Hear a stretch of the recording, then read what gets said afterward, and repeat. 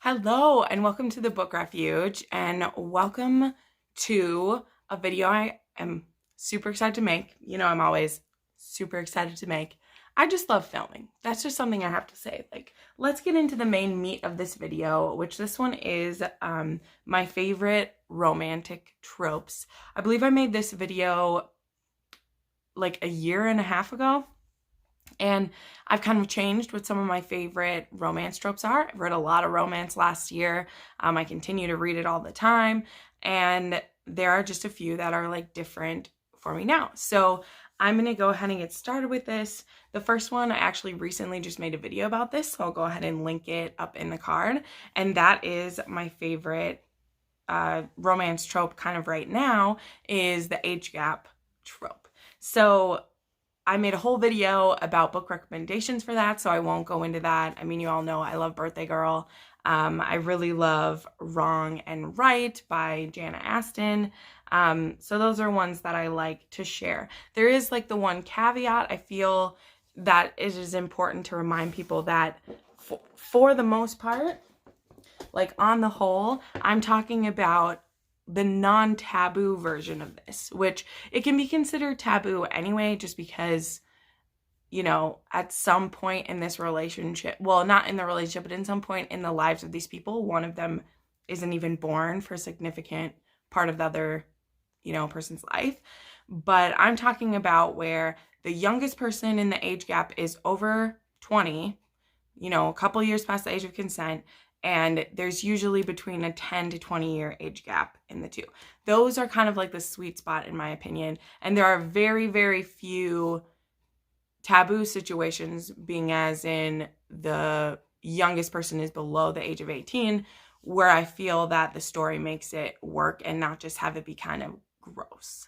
However, I found a couple of those this year that aren't my favorite. So anyway, I talk way more about that in my age gap video, like I said, where I give like 6 recommendations for books I like, but that's a really good one.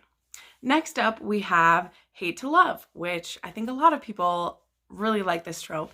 I actually pulled out one from a few years ago to talk about because I want to make kind of a point about the hate to love and when I love it and when I don't. Because as is the case with any of these tropes, they can become cliche or they can be done in a harmful way, and then you lose the reason why I like it so much. So I pulled up the DUFF, which I don't actually own anymore because I don't think I would feel the same way about it now as I did. I think I read it like 8 years ago when the movie was going to come out, which the movie does that book no justice. But the DUFF, which the DUFF stands for the Designated Ugly Fat Friend, and I believe that the movie did a really horrible job with that. But I think the things that I loved about it, and I'll get into this. So anyway, Hate to Love is kind of a classic romance trope. You see it in, I said it's like 1 out of 3 romances is like a hate to love, where the people either have a prejudice against each other. In fact, I literally called it like a classic trope because that's what like Pride and Prejudice basically is. At least, you know, Lizzie kind of hates Darcy until she starts to understand him better. So it's seen, you know, all throughout. This isn't a new thing.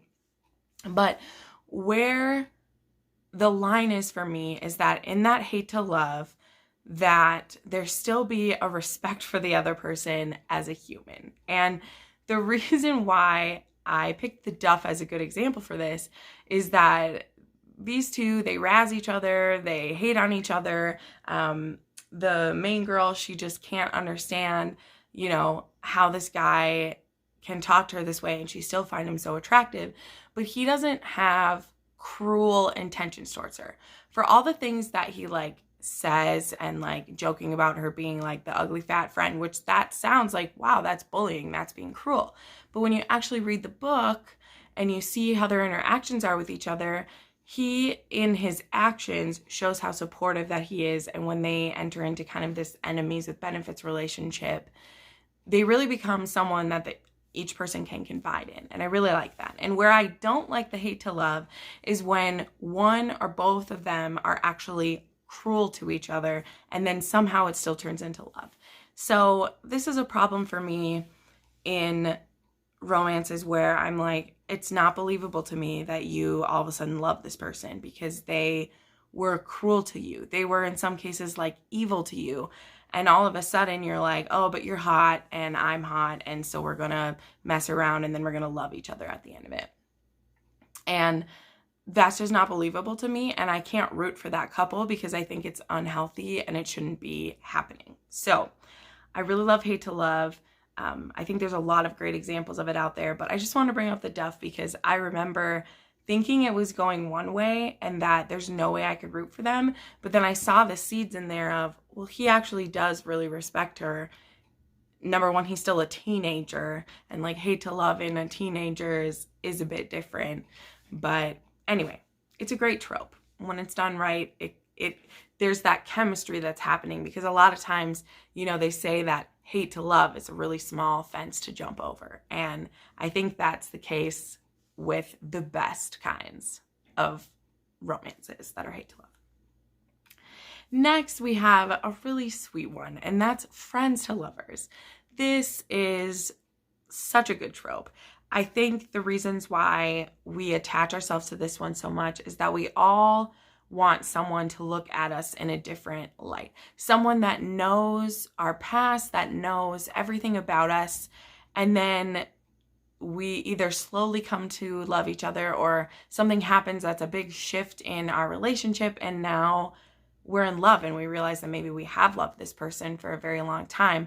We just didn't know how to initiate it because maybe it is a best friend's sibling, which that's a whole nother trope. But I feel like when it's a best friend sibling, it's usually like a friends to lovers situation because you are friends with your sibling's friend as well. I picked Say No to the Duke for this one. This is about two people that one of them, the woman is practically going to be engaged to this other guy, but her longtime friend of the family, he doesn't think that he deserves her, so he's never said anything, but everyone can kind of tell that they have feelings for each other, and in fact, we're kind of waiting for him to make a move, because this is a historical romance, so they usually have to make the move. There's a whole bunch of other fun stuff happening in that one as well, but I just thought it was so sweet. He feels like he has nothing to give her because he's suffering from PTSD in kind of a powerful way. And so he feels like he's bringing her a broken man if he initiates a relationship. But it was a really beautiful story, and I thought it was a great example of friends to lovers. Next is one that definitely can go wrong, and a lot of people give this trope crap, but I'm a hopeless romantic, and so I really like it when it's done right. And for me, that is love at first sight.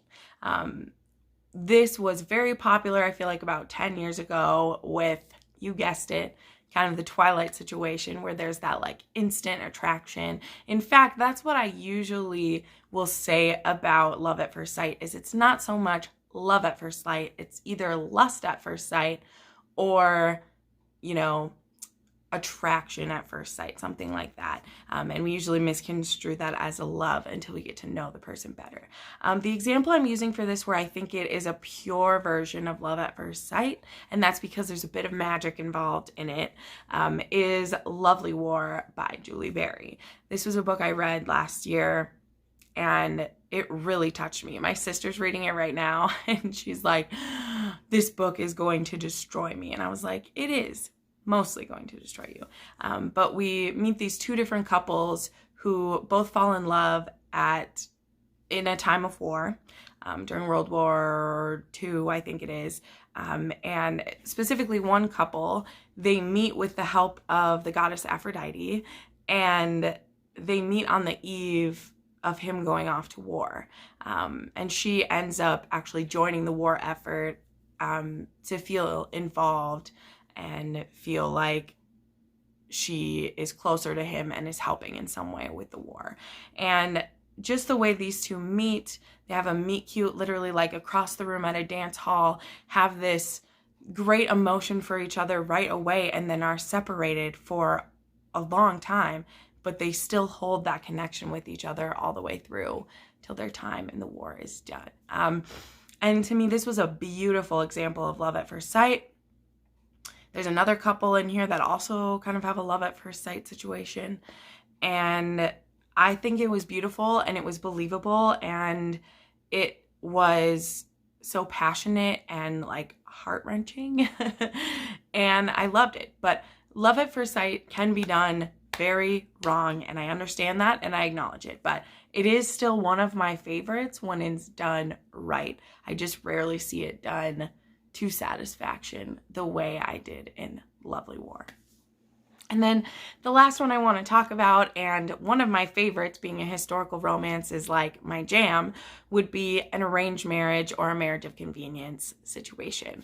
So the way these two are different but yet the same is that an arranged marriage is what it sounds like. It's been arranged either through your parents or a guardian or without the consent of one or both of the people, but they end up needing to do it, whether it's for money or some other reason like that. Whereas a marriage of convenience usually is convenient to both of the people entering into it. They're mutually getting something from it. So they are fully consenting to it. They just don't expect to get love or happiness out of it. In both of these situations, I mean, I'll quote my friend Amanda at the Naughty Librarian, they always fall in love for real. And that's the best part of it, is you have these two people that are usually so different from each other. They would have never chosen this person for themselves, but for whatever reason, they're now in a marriage with them and they decide to make a go of it. And I picked the Duchess deal for this one, that one's in a marriage of convenience situation. And I mean, you knew I had to have a Tessa Dare in here when talking about romance. It was just inevitable. And I just love it so much. I love when these people, when like love, it's the opposite of love at first sight. Like it's marriage first and then love comes later. And usually it's hard and there's a lot of distrust, or there's just an ambivalence, or there's I married this person, I need an heir, and then I'm going to ship them off to the country and never have to see them again.